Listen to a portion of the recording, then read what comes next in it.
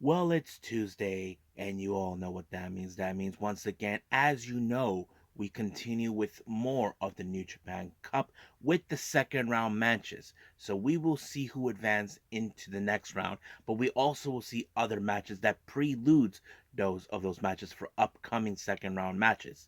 And then we move on, of course, with NXT. Some interesting things have been taking place, but we're also going to hear from Trick Williams, who has come back for payback against Carmelo Hayes. And of course, we are going to see some interesting developments, including Roxanne Perez to explain her actions, what she did to Lara Vaquer last week, and various other cool things as well.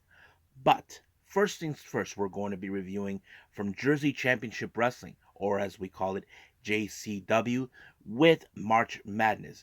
The main event for this particular match event is featuring the JCW World title. This is Masha Slamovich's second defense she faced against Marcus Mathers. So we will see how that match turns up. And then we move on with some news updates to tell what's been going on in the world of pro wrestling, such as what events the promotions are thrown out, who's booked, what matches are set, any updates and up for the WWE Hall of Fame, and of course the upcoming WrestleCon in Philly, and of course other developments that we're definitely going to be talking about in the world of pro wrestling. So let's get ready for another episode of the Leaded Wrestle Zone.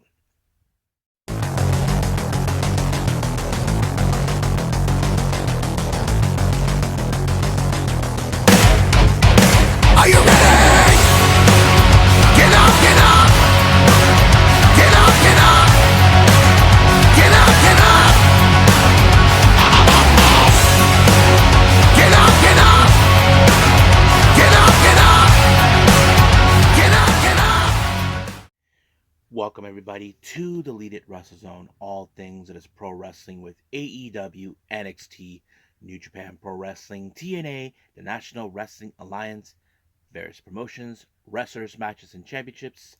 I am your host, J Rod here. So, if you are new to the channel, welcome. This is a channel where we do a lot of pro wrestling reviews from various promotions, not only here in the United States, but also in Japan, Mexico, Canada, Europe, the UK, anywhere in the world where pro wrestling is not as big, but it continues to grow.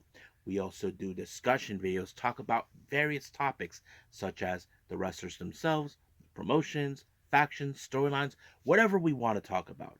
We also do more news updates. If I'm unable to put it on this episode, I can put it on a separate video by itself.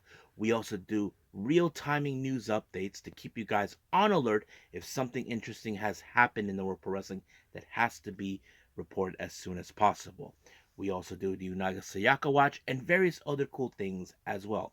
So if you like what you see, please subscribe to us. So click on that subscribe button. You'll be getting a lot of daily reviews and other cool features. But also, if you like this episode, please give us a like on the like button or a nice comment in the description down below. Now, all introductions are set aside. I hope you guys are ready. So let's get ready with our very first review, and I believe that is JCW.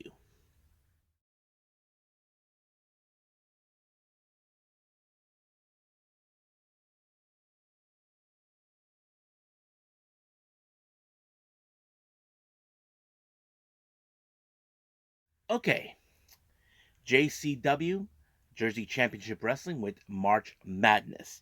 Now, it's been almost a month or two since I reviewed one. The last one was the Jersey J Cup that took place, that 2 day event. So, yeah, so that was one of those main ones that we saw. As you know, we crowned a brand new champion, Masha Slamovich, and I believe this is her second defense. I don't remember who was the first, but yes, that match will take place as well, to take place later on. Now, let's begin from the beginning of this entire event, March Madness. This took place recently on Sunday, on the 10th of March. So let's get started. Our first match, we have Broski Jimmy Lloyd taking on CPA. Now, of course, Broski Jimmy Lloyd would do the bidding from none other than Matt Cardona, that sort of thing. But of course, he was going to play dirty in this match because he's following what Matt Cardona would have done. While the ref was distracted by Jimmy, he low blowed CPA and then applied the radio silence, or as the JCW or GCW fan base and commentators like to call the Zack Ryder. So basically, that's how it ended. Our next match, we have David Goldie versus what's his name, Brett Waters. Now, I have seen David Goldie before, but I haven't seen him in. I don't remember which promotion. I think it was on a New Japan Strong show. I'm not 100% sure. Brett Waters, I don't know, but it was an okay match, to be honest with you guys. I mean, sometimes I may not remember who these wrestlers are unless I recognize their name, but it was a pretty interesting one. But in the end, it was a big submission by Brett Waters to pick up the win. Now, I wasn't feeling too much pumped about this match because I'm not familiarized with these guys. So I apologize for that, but nonetheless, very interesting. Next match, we have Mecca taking on Charlie Tiger. Now, I have to say, Charlie Tiger in this particular match, he really had his ass almost handed to him by Mecca. Mecca's not playing any games with anybody, so he's determined to try to pick up the win. You wouldn't expect Charlie to try to figure out a way to get a guy around for Mecca, but it was Charlie with the Tiger Driver 97 that put Mecca away and allow him to pick up the win. Our next match, I believe this is our only tag match in this one. I noticed that almost every match in GCW in this particular event is all singles match. We have Hunter Drake and Rico Gonzalez. They take on Midas Black and Jay Lyons, better known as the main event. I thought it was a pretty good match because, I'm a fan of the main event with their uniqueness and all this other stuff. But they pulled off a pretty good win. I don't know what they call their finisher, but it was Midas Black who put away Rico Gonzalez and then pinned him, and that pretty much it gave, of course, the main event a proper win. Our next match, we have Teriyaki versus Mr. Danger. Pretty interesting match. I have to say they are almost have similar styles in some capacity. But I wasn't too sure how this was going to turn out, but it was fantastic. I loved it. But it was, of course, Mr. Danger with the his finisher that put away Teriyaki, giving him the win. And then finally, we have the JCW World title.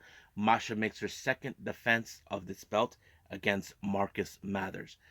Pretty good match. I have to like it. I mean, Marcus Mathers, many people have given him praises and expectations over him. I mean, many people would associate him. Oh, Marcus Mathers, he's a tag team specialist. I mean, yes, I mean we could associate to that, but there are certain wrestlers that can be specialized in all fronts. I mean, not only as tag team but as singles. We've seen that with the Lucha Brothers, with both Ray and Penta all the time, and they are successful in both ways.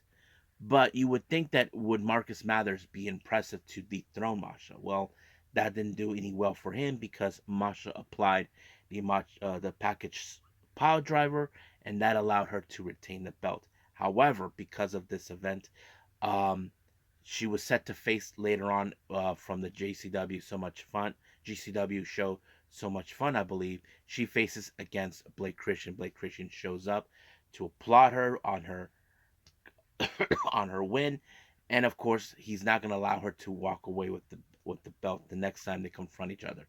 As you remember, last year Blake Christian took advantage and won the belt from her in order to proceed his own selfish goals. So we'll see what happens. And I yet to review JCW. Hopefully, I can do that soon. But right now, let's end it right here with JCW and move on with New Japan Pro Wrestling.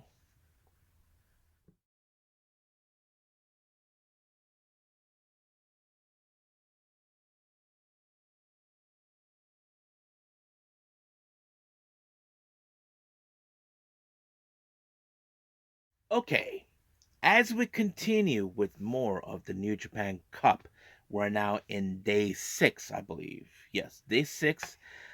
As you know, we're now in the second round matches. Now, we'll get to those at the end of this particular review.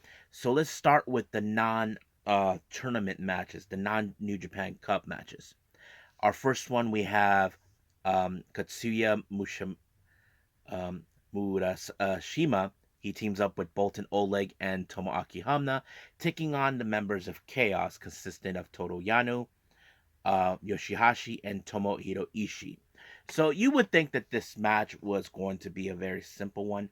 I had a feeling that this match will fall in favor with Chaos due to the fact that you got two young lionesses, but the only difference between them, Bolton Oleg has been very impressive in the ring. We have seen how his incredible strength, but the X factor of this match that prompted um, him and Hamna to lose was their partner, um, Murashima. He was the one who got Boston Crab by Ishii. So it was very likely that something like that was going to happen. You would think that Bolton Oleg would have been the logical choice, but however, he has gained experience, and I said it before, he has gained incredible strength. So that's pretty much how it ends now.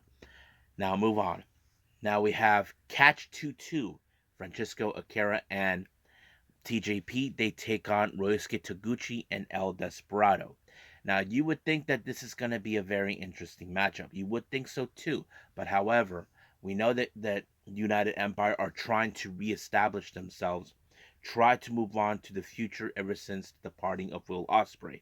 So we don't know where this leads. But we know that Catch 2-2, no matter what, they will always be one of those tag teams that we always will follow. But it was Taguchi who ended up on the wrong side of the 2x2, and TJP was the one who picked up the win. But you can tell by the look of Akira, he has that desire to try to beat the one person who has been one of the top competitors of the junior heavyweight division in New Japan, and that is of course Despy. So we don't know when that'll come, but we do know the possibility that Despy will participate in the upcoming Best of the Super Juniors. Now let's move on. We have just five guys: Yuya Uemura, Taichi, and Sanada. They take on the members of the United Empire, consistent of Calvin Newman, Jeff Cobb, and Great Khan. Now you would think that this is going to be a very tough battle. It kind of did. Now we have been witnessing for a while how things have progressed with just five guys. Now, don't forget, Sonata is still alive in this particular, in the New Japan Cup. He will face Jack Perry soon enough. But we have seen how Yuya Uemura has changed drastically since losing to Yota Tsuji. Has been very impressive. Not to mention, he gave a amazing match against Shingo.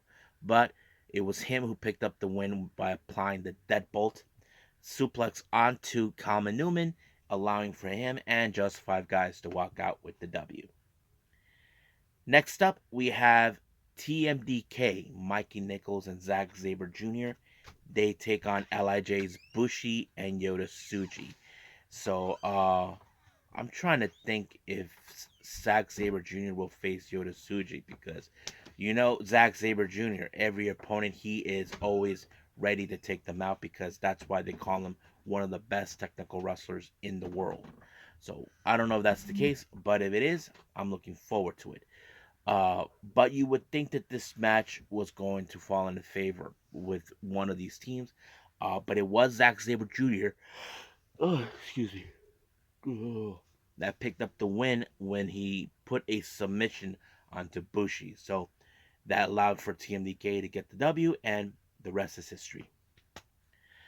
Now, our next match, we have those lousy pieces of garbages, the House of Torture, consisting of Kanemaru, Yujiro, Jack Perry, Ren Narita, and Evil taking on Shota Umino, Togi Makabe, Yo, and the members of Gorillas of Destiny, GOD, LP, and Hikuleo. But however, Sho was there at commentary, but you know Yo is playing mind games with them. You know the show is like being all dramatic about how Yo stole his belt. Well, hey, Sho, you stole Despy's belt before you decided to cheat your way to win it. So you can play that game. So you would think that there was going to be a lot of variables in this one. But as always, that piece of garbage, Dicto, gets involved as always. And then, of course, the whiskey by Kanemaru That led to Maka being the one to be the downfall, but things got a little chaotic. Now, Yo, on the other hand, he grabbed the belt and he left, but he was being pursued by Kanemaru. Then Sho had to follow behind. Of course, Yo will stop at nothing to play little mind games with him. But as things were going on in the ring, well, Evil, who was scheduled to face against Hikuleo, well, he got godsend by him. He considers Hikuleo thinks that he hasn't forgotten what Evil did to his brother. Calling him that he's a piece of garbage, that he needs to leave and all this other stuff. But Evil thinks that Hikuleo still carries the dark spirit of his brother. I mean, what dark spirit? He's a lousy piece of garbage. So we'll see where that leads from there. Now our next match, this is our last match of the non-tournament matches. We have Bullet Club consistent of Taiji Shimuri, Kenta, and Gabe Kidd taking on LIJ's Hiromu Takahashi, Shingo Takagi, and Tetsuya Naito. Now, don't forget, Gabe Kidd will take on Shingo Takagi. Now, Gabe Kidd, who thinks he is the future ace of New Japan, well, he thinks that he is going to win because he doesn't care how he's going to do it, long as he does it. But, unfortunately, Ishimori got away with the match by applying a low blow to Hiromu and then get the pinfall. However, Gabe Kidd and Shingo decided to get the brawl going. Kidd thinks he's confident enough that he will win, that he will bring back the IWGP World Title to Bullet Club War Dogs. Well, we'll see about that. Now, our next match our next two matches involve the New Japan Cup. We have Tonga Loa versus David Finlay. Now, Tonga Loa, he mentioned before that he will do whatever it takes to win this match. But when it comes to David Finlay, that is draws. That's where it's the course of action where he has to do whatever it takes. And that's exactly that. He attacked him at the entrance, and then boom, they were fighting. Now, you would think that Tonga Loa would have had a better chance, but no, the one thing that messed up was he was about to do a move. I'm not sure it was like a 609, but he kind of botched it. But David Finlay applied that infamous knee strike in order to proceed into the next round. Now, David Finlay did stated that last year he was close in winning, but this time he wasn't. Now, our main event, we have Hiroki Goto taking on Chase Owens. I thought this match was pretty good. I was so impressed. The fact is, Chase Owens didn't need anybody's help, but this match went either way one of the most brutal matches I've ever watched. But in the end, it was Goto who picked up the win when he applied his finisher, and just like that, he proceeds into the next round. So we'll see what happens. We still got more matches of the second round matches to go. I believe the next one does feature Shingo Takagi and Gabe Kidd, and I think Evil and Hikuleo are next as well. We still got Sonata versus Jack Perry next, and I forgot who else if we have another match involving the second rounds, but that's for another time. But right now, let's move on with NXT.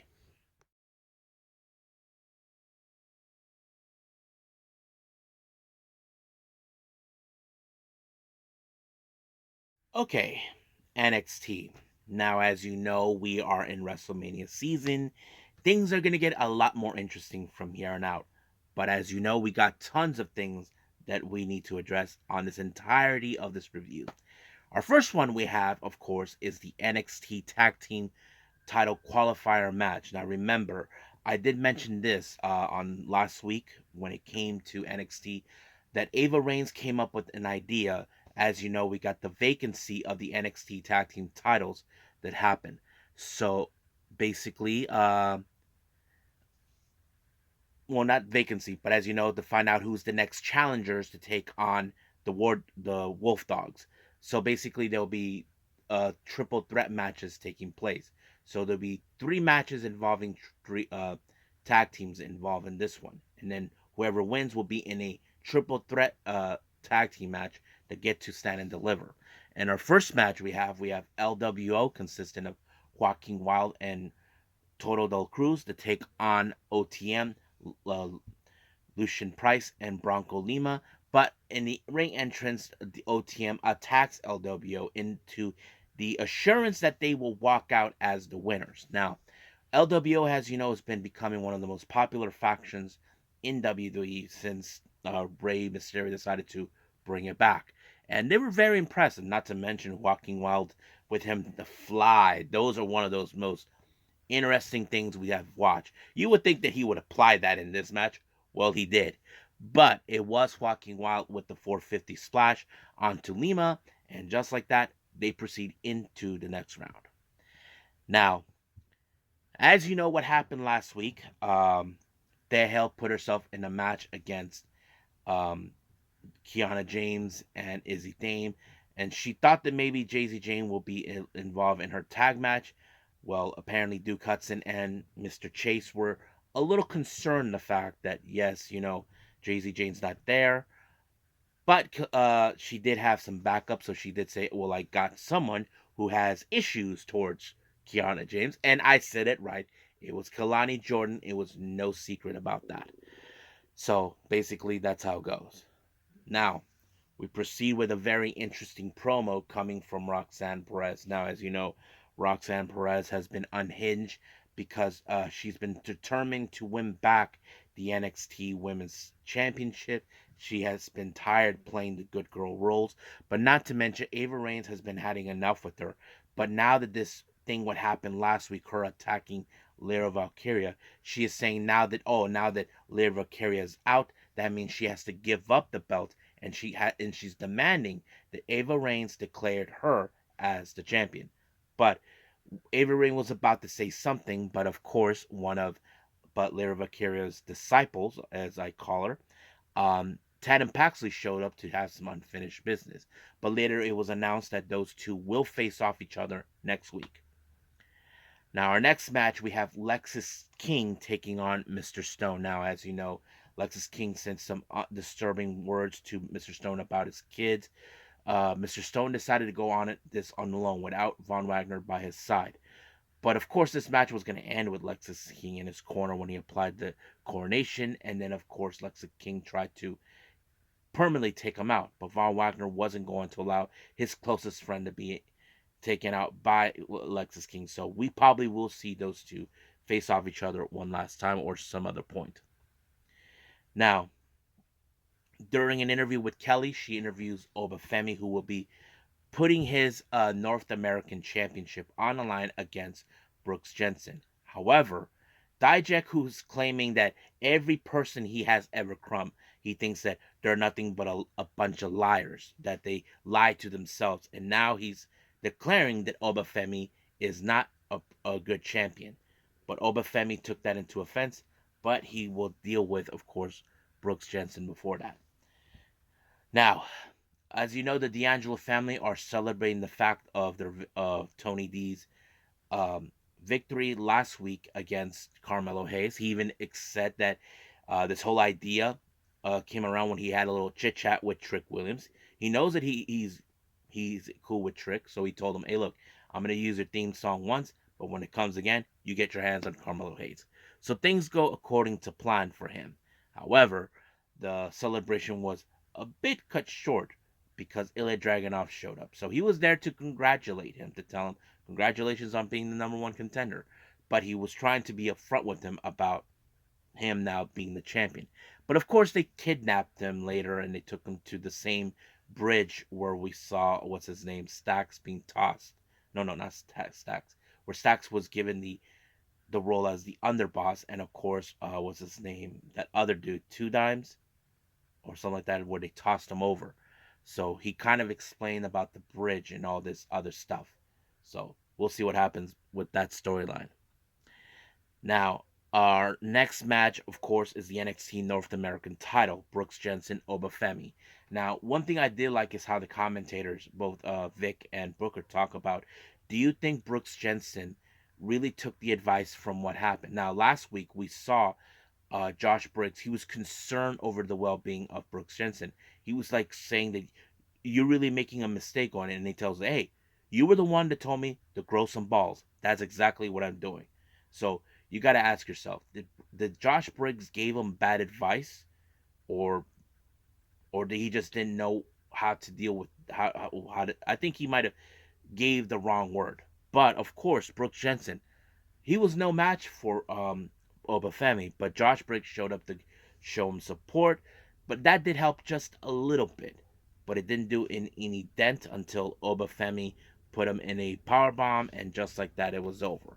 So you got to ask yourself this question: did Josh Briggs really mess things up? Did he really got into his head? I don't know. So we'll see what that goes from there. Now, last week, as you know, a few weeks ago, as you know, Gigi Dolan was involved in the match, but Ariana Grace got involved and cost her the match. So Gigi Dolan wanted to deal with her. Ariana Grace had no intentions of wrestling her because she acts like she thinks that nobody needs to fight because it's all about their inner beauty. But Ariana Grace agreed to the match unless if Gigi Dolan loses, she has to make a makeover. But however, that match kind of went sour because that kind of match went into a bizarre twist and turns because Ariana Grace kind of low blowed Gigi, and then Gigi did the same thing to her, but the ref caught her this time and ended disqualification, and Ariana Grace is happy about it. You know, she even posted it. It later was put in a exclusive content about it that she's happy to make over, and I just hope Gigi Dolan put her in her place, screws her up because she acts like she thinks that all these fighters. I mean, remember what happened? She targeted Roxanne Perez because she thinks she has anger issues. Well, someone needs to shut her up. So we'll see about that. Now, as you know, Ruka made her return. She was having a nice little chit chat with Carmen Petrovic until Lola Vice showed up and tried to act like she thinks she's the freaking queen of the entire thing. So Ruka is like still catching up on what's been happening since she was gone. And then they introduce her to Brinley Reese, who's way too much talkative. And then thank God for Malik Blade, and they just dragged her out. So Ruka tells Petrovic, that girl has a lot of energy.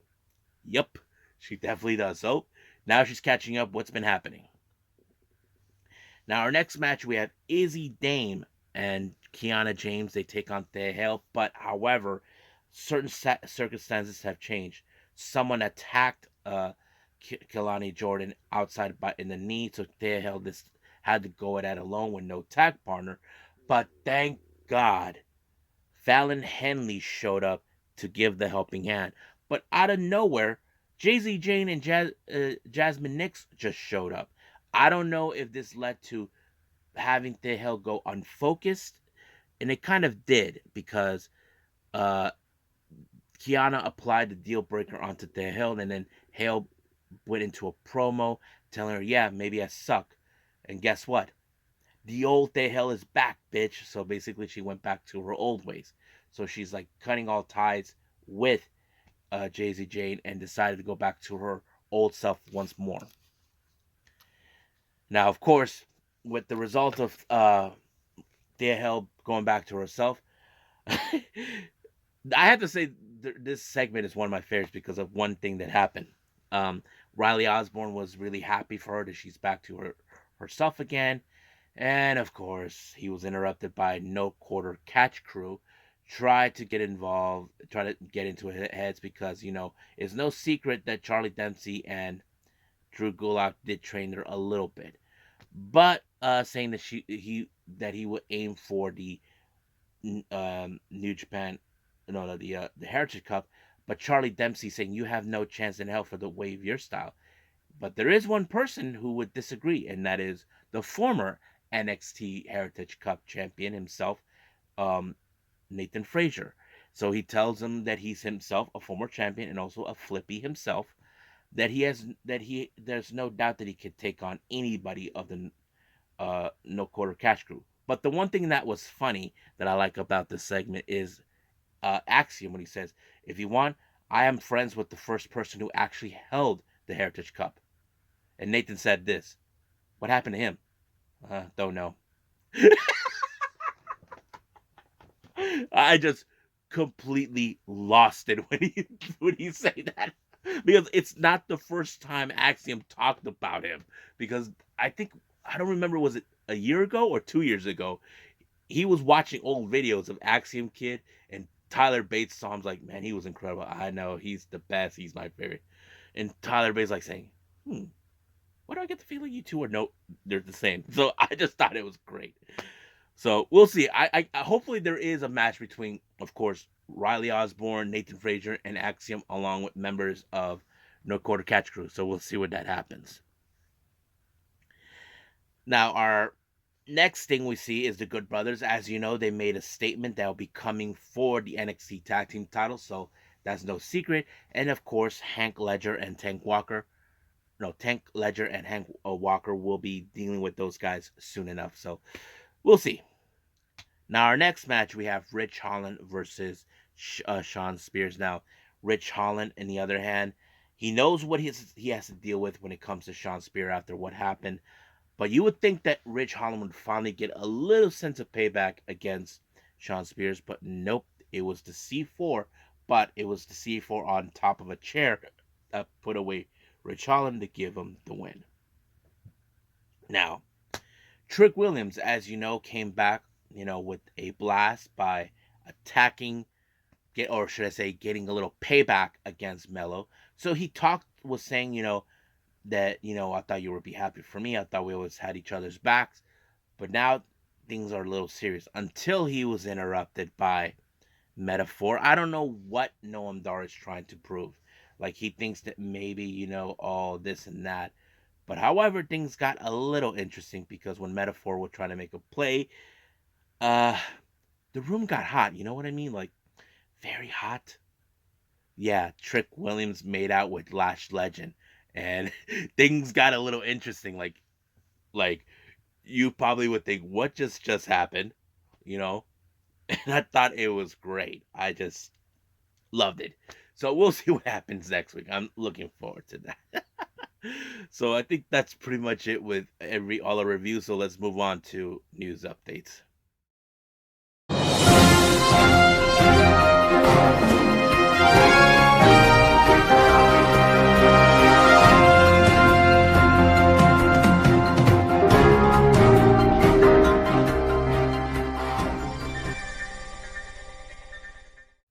Okie dokie. So, welcome to our news update. So, let's keep you guys updated on what's going on in the world of pro wrestling. Let's begin with the promotions on their upcoming events and certain things that were announced. So, let's do that right now. First, we have the GCW stuff. GCW versus the World. This one was a very interesting one that was announced. Now, don't forget, this event will take place in Philly on April 4th during WrestleMania week. It was announced that the JCW World title will be defended. Marsha Slamovich will defend her belt against none other than Shooty from Stardom. So this is a very interesting thing to hear. So as you know, we've been hearing that Stardom talent will be there, but it's interesting now. Now, they also announced for that particular week at Spring Break 8th, produced by Joey Janela. They will take place on the 5th of April. The GCW World title will be defended. Blake Christian is determined to defeat once and for all Joey Janela and maintain the belt, but Joey Janela has hopes that he will walk out as the winner of this, so we'll see where that leads us. Now, as you know, for our later on this month, we have the next Kitsune Women's Wrestling Show, Kampai, taking place on the 24th of March. Tag team match has been announced. We have Zara Sakir and Jada Stone. They'll take on Magenta, Maria, and Riko Kawahara. I think that's going to be a very interesting match. More names have been announced now for RevPro's Revolution Rumble. That'll take place by the end of this month on March 31st. Robbie X has now been announced as the next participant. Baka Gaijin and Friends has announced that they'll be back early April on the 9th for Volume 13. Now, they haven't announced if any wrestlers will be participating, but I did saw a bit of a picture of Mayuhiki being involved, so there's the possibility of that, so can't wait to see that. House of Glory, as you know, they'll have their Cinco de Mayo event taking place, and they just announced that Psycho Clown from AAA will be making his debut, so I'm excited for that. Prestige Wrestling has announced for the Alive or Just Breathing event taking place on the 16th of May. Galeno the Mal will be facing against Jeff Cobb, so this is going to be a first time ever. West Coast Pro will be teaming up with Oasis Pro for the upcoming event called the Dennis Richmond Invitational. That'll take place on June 29th. Now, I don't know much about that, but I decided just to put it out there if you guys are fans of the West Coast Pro promotion. So that's pretty much it for that. So let's keep moving on. Now, as you know, for the WWE Hall of Fame, they just announced boxing legend Muhammad Ali will be now in this year's class. So, very exciting time. And then, of course, two more names have been announced for the upcoming WrestleCon in Philly: Don Marie and Scott Steiner. Man, I would love to go. I have met Scott Steiner before. He was here in my hometown in San Diego for the Comic Con. I had a little talk with him, but there was one thing I wish I could have told him was the Steiner math. I've always been curious about that. Now, interesting developments. As you know, when Kazuchika Okada left New Japan, he vacated the Never Openweight tag 6-man tag team titles. They've been announced that there's going to be a one-night tournament at at their show at Taipei, Taiwan, for on April 14th for the World Wrestling 24. So they will be doing now. They haven't announced who will participate for these 6-man tag team titles, but we'll just gotta wait and see. MLW has announced that one of their own, Silan Mason, his house was on fire. I saw pictures of it. Man, it was very devastating. But they never mentioned if he got hurt or anybody was hurt. But I just hope everybody's okay in his house. So I just pray for them. More info will come around about what really happened. So we'll see what takes place. Now, as you know, in Stardom, we just saw the brand new crowning of the New Japan Strong Women's Champion, Stephanie Vaquer. Stephanie recently was celebrated and was honored at the Chilean embassy as the newly crowned champion. Yes, those who don't know Stephanie Vaquer. She is not Mexican. She is from Chile, a country down in South America. It's been common to see wrestlers who are foreigners that like to celebrate their achievements in other foreign countries. Like we saw that with Tekla before in the past, and now it's Stephanie. So I'm looking forward to that.